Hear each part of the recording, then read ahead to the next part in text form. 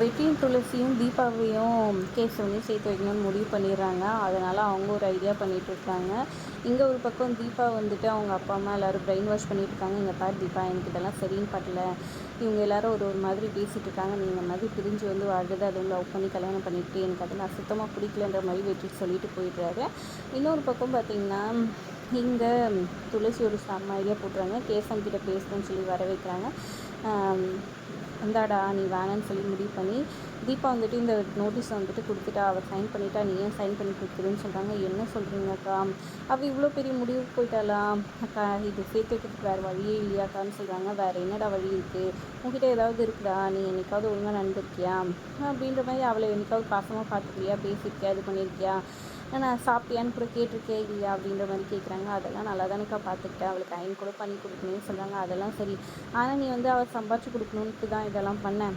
உன்னோட மனசால் வந்துட்டு நீ இதெல்லாம் பண்ணலை, இது உனக்கே தெரியும். அதெல்லாம் புரிஞ்சுக்கிட்டனால தான் அவள் இந்த மாதிரி ஆயிட்டா. நீ வந்துட்டு அவளுக்காக என்ன செஞ்ச, உனக்காக எல்லா இடத்துலையும் வந்துட்டு அவள் இது பண்ணி நின்றா, நீ அவளுக்காக எதுவுமே செய்யலை அப்படி இப்படின்னு பேச கேசவன் தலை கொஞ்சம் நிற்கிறாங்க. வேறு எதுவும் வழி கிடையாது, நீ முதல்ல சைன் பண்ணி கொடு, அவளாவது நிம்மதியாக இருக்குன்ற மாதிரி சொல்லிடுறாங்க. அப்புறம் கேசவனும் இது பண்ணி கொடுத்துட்றாரு. தான் சைன் பண்ணி கொடுத்துருன்ற மாதிரி சொல்லி கொடுத்துட்றாங்க. இங்கே ஒரு பக்கம் வந்துட்டு நான் கேசவன்கிட்ட ஏதோ பண்ணிட்டேன் அப்படின்ற மாதிரி சொல்கிறாங்க. உடனே வெற்றியும் ஓகே மேடம், நான் என்னோடய வேலையை ஆரம்பிச்சிடறேன், நேராக வீட்டுக்கு வரேன். சாப்பிட்டுட்டு இந்த தீபாவை எழுப்பிங்க பாரு, அந்த நானே முதல்ல உங்கள் 2 பேரும் சேர்த்து வச்சலாம் தான் பார்த்தேன். அந்த கேசவனே உன்னை வேணான்னு சொல்லிட்டாரு. அதுக்கப்புறமா உனக்கு எதுக்கு இந்த இது, அதனால் நீயும் டைவர்ஸ்க்கு இது பண்ணிவிடு, இதை பாரு அவரே டைவர்ஸ் இதுவும் அப்ளை பண்ணியிருக்காரு, இந்த சைன் பண்ணி கொடுத்துருன்னு சொல்கிறாங்க. அதை கேட்டோன்னே என்னது கேசவனா அப்படின்னு ஷாக்காக வராங்க. முதல்ல தீபா, ஆமாம் அவரே தான் இது பண்ணிட்டு இருக்காரு. அப்பாடா எப்படியோ தொல்லை ஒழிஞ்சிச்சு, சைன் பண்ணி கொடுத்துருன்னு அவங்க அப்பா அம்மா எல்லாருமே சொல்கிறாங்க, அண்ணியுமே. ஆனால் கொஞ்சம் குழப்பத்தில் இருக்க தீபா வந்துட்டு சரி அவனே பண்ணி கொடுத்துரு பிறகு நான் என்ன பண்ண முடியும், நானும் பண்ணி கொடுக்குறேன்னு சொல்லிட்டு அதை வாங்கிட்டு ரூம்குள்ளே போயிட்டாங்க. இதை பார்த்துட்டு இந்த வெற்றிக்கு ஒன்றும் புரியல. உடனே துளசி கால் பண்ணி மேடம் இந்த மாதிரி தீபா சொல்லிவிட்டு ரூமுக்கு போயிட்டா, அவர் சொன்னதை பார்த்தா சைன் பண்ணி கொடுத்துருவா போல இருக்குன்னு சொல்கிறாங்க. அப்படியா, அப்படின்னா நம்ம வேறு ஒரு பண்ணுவோம் அப்படின்ற மாதிரி பிளான் பண்ணாங்க. இந்த கோயிலுக்கு வந்துருங்கன்னு கோயிலுக்கு வர சொல்லிவிட்டு கோயிலேருந்து வந்துட்டு இங்கே துளசி கேசவனுக்கு கோயிலுக்கு வர சொல்லி ஃபோன் பண்ணுறாங்க. இங்கே தீபாவுக்கு வந்துட்டு நம்ம வெற்றி வந்துட்டு கால் பண்ணுறாரு. கால் பண்ணிவிட்டு இந்த மாதிரி சொல்லிடுறாங்க. என்னென்னு பார்த்திங்கன்னா, அதுக்கு முன்னாடி துளசியும் இவங்களும் வந்துட்டு நியூஸ் கொடுக்க சொல்லிடுறாங்க. என்னென்னு பார்த்திங்கன்னா, அவங்க மாமனார் பேரை போட்டு அவங்க பொண்ணு தீபாவுக்கு வந்துட்டு டைவர்ஸ் நடக்க போகுது அப்படின்ற மாதிரி போட்டிருக்காங்க.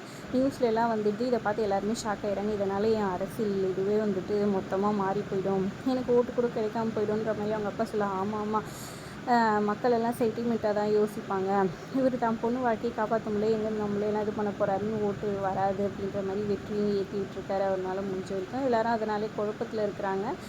அதனாலலாம் டைவர்ஸ் வேணான்னு சொல்லக்கூடாதுங்கன்னு அவங்க ஒய்ஃப் சொல்ல, நீ வேறு அமைதியாக இருடின்ற மாதிரி சொல்லிட்டு போயிட்டாரு. இதெல்லாம் தீபா பார்த்து யோசிச்சுட்ருக்காங்க. அப்புறம் கோயிலுக்கு வராங்க. கோயிலுக்கு வந்துட்டு எங்கே இவங்க 2 பேரும் மறைஞ்சிட்டு மாறி மாறி கேசவனையும் தீபாவையும் மீட் பண்ண வைக்கிறதுக்காக ஃபோனில் இங்கே வாங்க சொல்லி கோயிலுக்குள்ளேயே திரிய விடுறாங்க. அப்புறம் அவங்க 2 பேரும் ஒருத்தர் மீட் பண்ணிக்கிறாங்க, தீபாவும் கேசவனும்.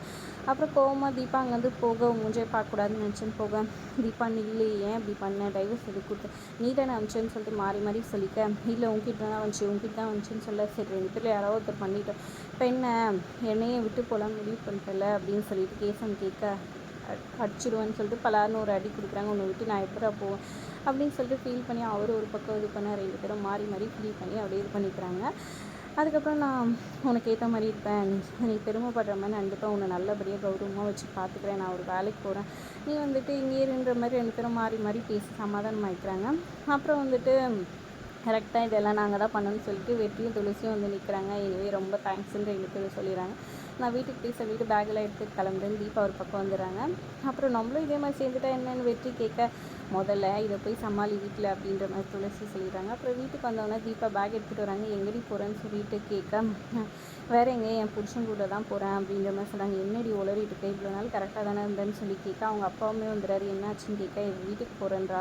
என்னம்மா தீபா, ஆமாம் இத்தனை நாள் என் வாழ்க்கையை வச்சு நீங்கள் எல்லாம் பந்தாடிட்டு விளையாடிட்டு இருந்தீங்க, நான் என்ன இருந்தாலும் என் புருஷன் கூட தானே சேர்ந்து வாழணும், நீ இப்போ யாருன்னா வீட்டில் ஏதாவது சொல்லிட்டாங்களாமான்னு அவங்க அப்பா கேட்க, அதெல்லாம் இல்லைப்பா, நீங்கள் தான் சொல்லிட்டீங்களே காலம்புறா வச்சு சாப்பாடு போடுறேன்னு, ஒரு பொண்ணுக்கு சாப்பாடு மட்டுமே முக்கியம் இல்லைப்பா, அவள் புருஷனோடு சேர்ந்து வரணும், அதான் வேற ஒரு கல்யாணம் பண்ணி வைக்கிறதா சொல்லிட்டாங்களே தீபா அப்படின்னு அவங்க அண்ணி சொல்ல, அண்ணி சரி இன்னைக்கு சரியில்லைன்னு வேற ஒரு பையனை கல்யாணம் பண்ணி வைக்கிறீங்க, அந்த பையனும் இதே மாதிரி இருந்தானா அப்புறம் இன்னொரு மாப்பிள்ளை பார்த்து வைப்பீங்களா, இதெல்லாம் வந்துட்டு சரிப்பட்டு வருமா, என்ன பேசிகிட்டு இருக்கீங்க, வாழ்க்கைக்கு அதெல்லாம் எதுவும் வராது, ஒரு சில பிரச்சனை இருக்க தான் செய்யும், அதெல்லாம் விட்டு கொடுத்து தான் போய் வாழணும், நான் என் வாழ்க்கையை பார்க்குறேன், தயவு செஞ்சு என்னை விட்டுருங்கன்ற மாதிரி சொல்லிட்டு இருக்காங்க. தீபா துளசியும் உங்களை வந்துட்டு கரெக்டாக நம்ம செஞ்ச மாதிரி எல்லாம் பிளான் பண்ண மாதிரி நடக்குதுன்னு சந்தோஷமாக பார்த்துட்ருக்காங்க. அதோட எபிசோட் முடியுது.